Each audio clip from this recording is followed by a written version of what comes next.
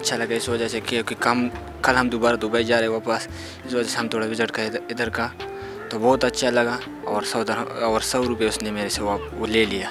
मैंने पहले भी 2-3 बार बनाया था इधर, और मेरा ख्याल में ये चौथा बार है। फोटो शॉप तो बहुत अच्छा है उसका, वो स्टाफ जो है ना वो बहुत अच्छा है।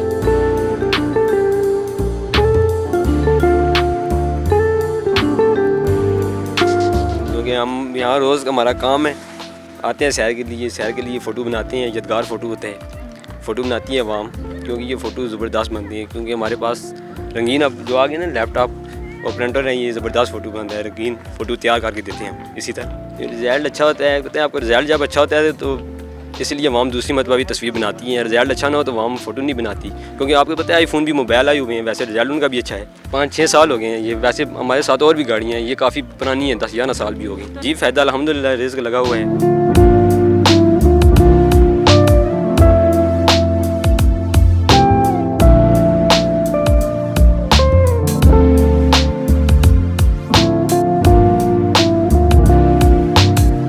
बस ये अपना ही आइडिया था हमारा, ये अपना ही काम है।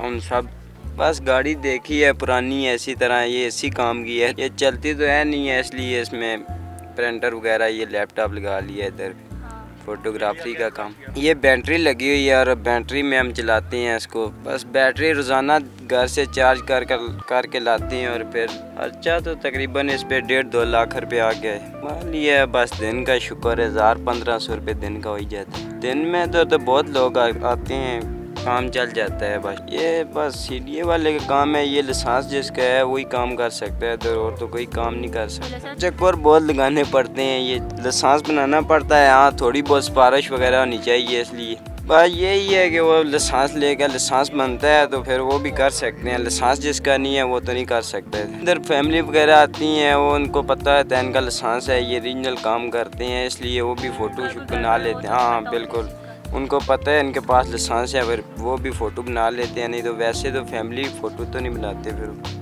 कहते हैं लाइसेंस नहीं है वैसे ही फ़ोटो बना रहे हैं। मैं पढ़ रहा हूँ, 10 में पढ़ रहा हूँ।